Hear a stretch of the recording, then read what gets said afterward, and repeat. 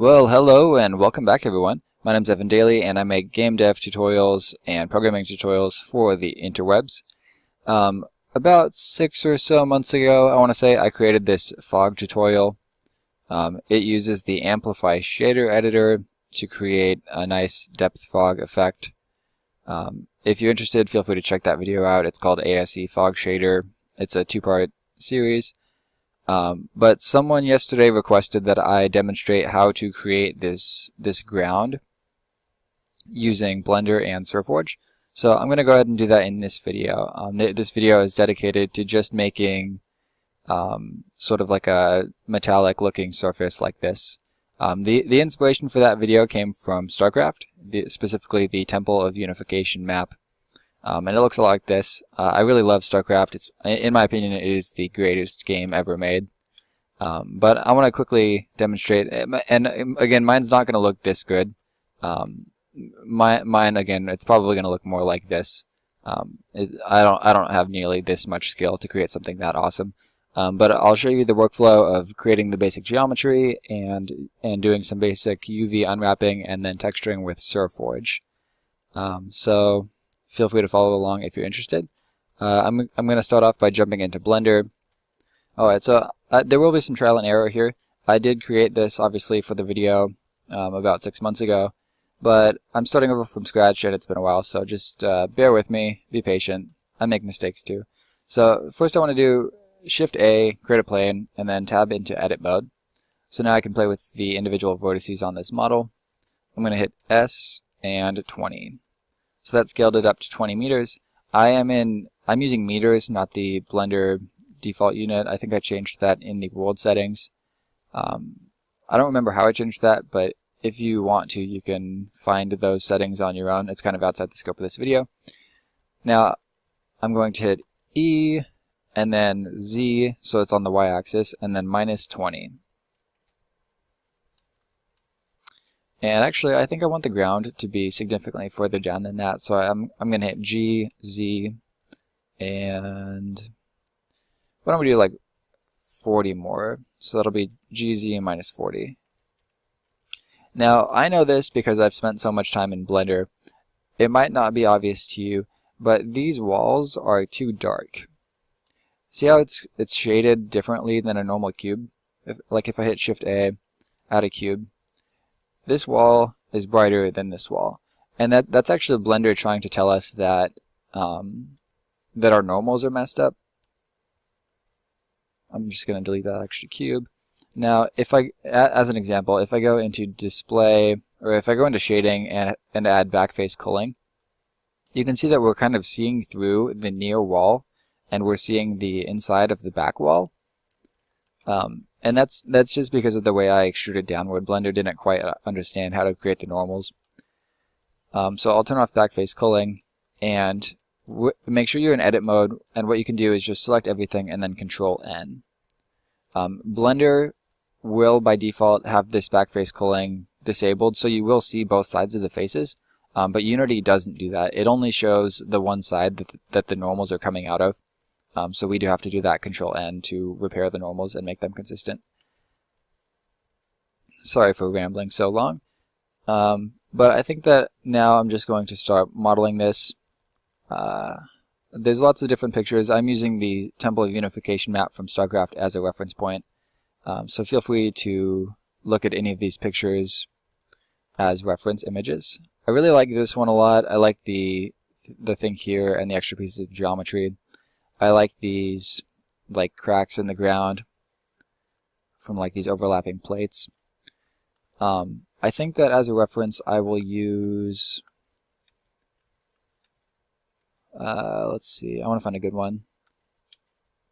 I think I like this one the best. And quickly, just examining this image, we will create geometry for these edges. We will not be creating geometry for these spaces between the plates and the floor.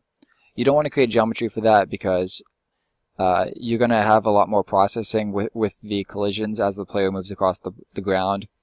Sometimes they can hit little bumps, and also there's just no reason to do that. You can simulate these spaces using specular maps and normal maps, and Unity will on its own calculate the shading for those. So like as the light moves over the map, it will actually correctly calculate shading as if there was a space here, and you can just simulate that with materials. So no reason to create the geometry there.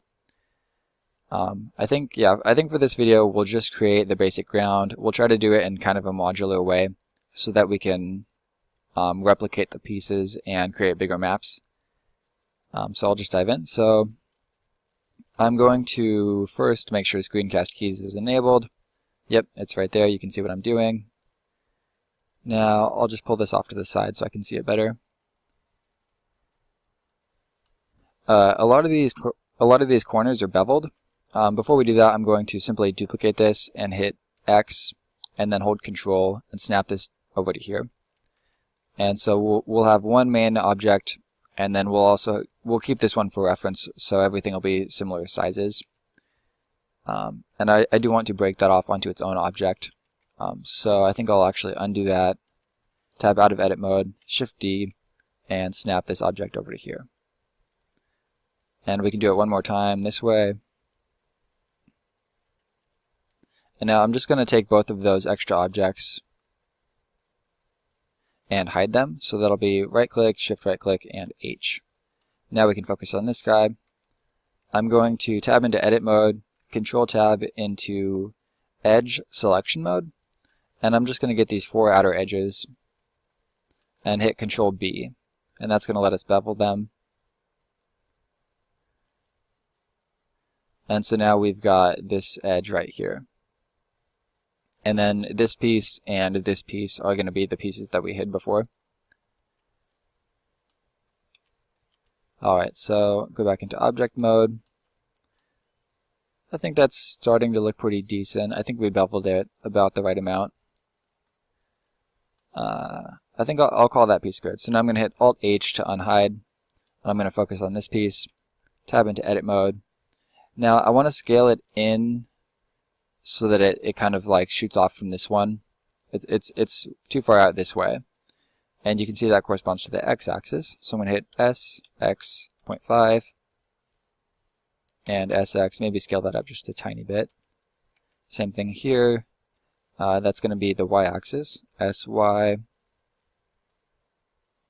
maybe to like right there.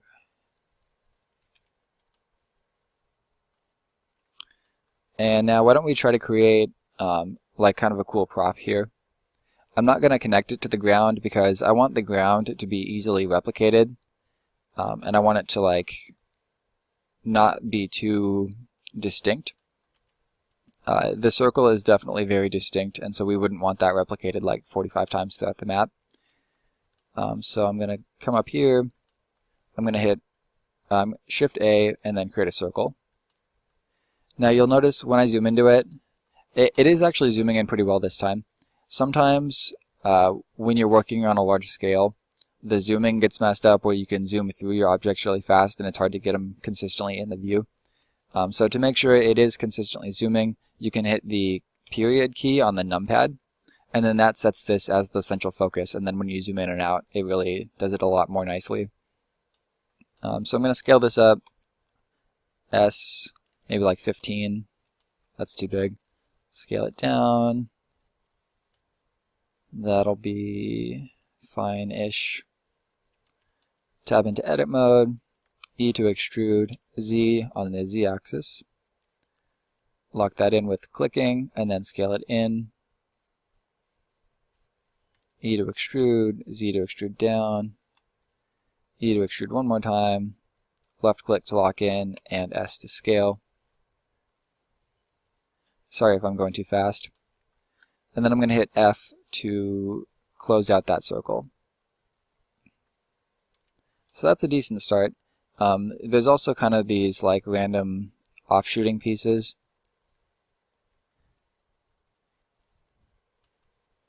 They make it look a lot more interesting. So for those, I think that I will just grab this and pull it out like that. It doesn't look quite as good as what they did, but I think it's good enough. Alright, I think that's going to work. So now I'm going to save this. I already have a Unity project ready. It's in Documents, GitHub,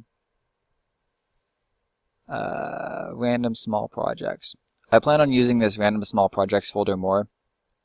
I started doing like a mech tutorial, but I never finished it, so we'll just use this project again. So we'll call this Starcraft Ground. And I think you can find this by going to github.com/evandaily/randomsmallprojects. You can find all these files there. So now I'm going to save it into meshes, and we'll just call it modular ground pack.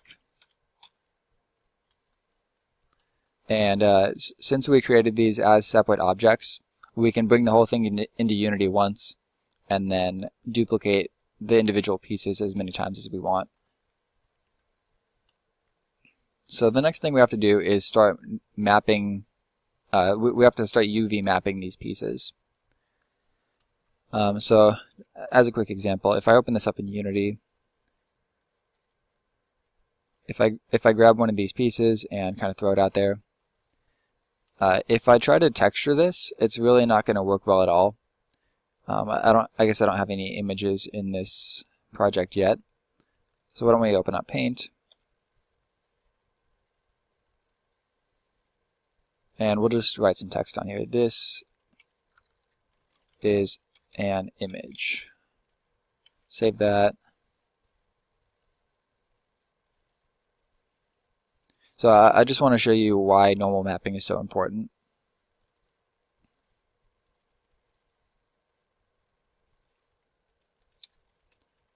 So I'm creating a new folder called Textures, and I'll just call this Text. Now if I grab that and drop it onto the model, you would think that you would, somewhere on this model, you would see the words "this is an image," right? You would think. But since we actually haven't done any sort of UV mapping, it basically just takes your image and averages out the colors, and so you get kind of like this mostly white but a little bit gray texture, and it literally just applies that color to the model because it doesn't understand how to apply the image to the model. So now if we go back to Blender, I think I put that on this piece right here, so that must be this guy. I'm going to tap into edit mode and hit U to unwrap. Now if I save that and go back to Unity, now you can see we actually have "this is an image." And so basically UV unwrapping is the process of taking a three-dimensional shape and mapping it into a two-dimensional space. And that just has to happen for you to apply images to it.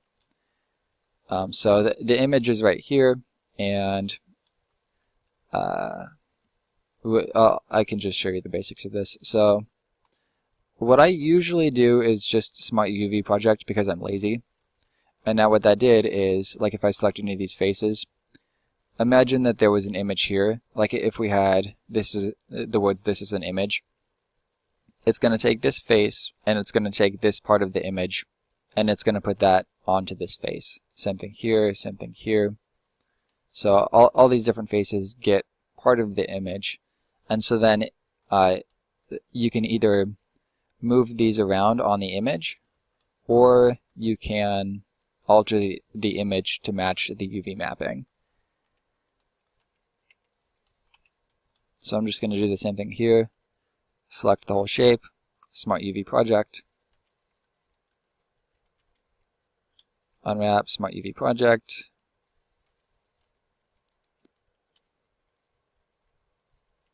same thing here. I think I got that one. And same thing here. Alright, so now we're just going to jump back into Unity, and I'm just going to drop this on each one just to verify that we got the mapping. Sometimes I make mistakes and things don't work. Alright, so it looks like everything worked.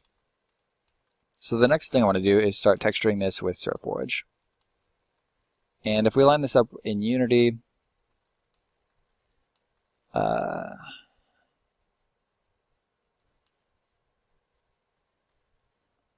it's not bad. we got the beveled edge there, we got the offshoot here and here. If we wanted to, we could play with the aspect ratio on the camera, and then that would pull this down, or we could go into Blender and stretch this out, but I'm not going to bother with that now. I don't want to make you guys wait too long, so I'm just going to go into SurForge.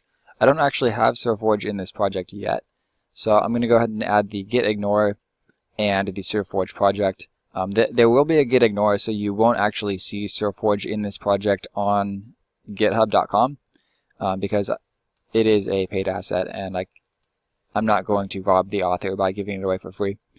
So give me one moment to do that, and then I'll come back to the video. Alright, so I have SurForge imported into the project. We're ready to go to start texturing the models. It is worth noting that right now SurForge is 50% off. It's definitely a great asset. I recommend checking it out if you don't have it. And now's a good time to buy it. So I'm going to cut this video off here. We're at the 16-minute mark. But I will pick this up in a part 2 video. So thank you guys for watching so far, and I'll see you next time.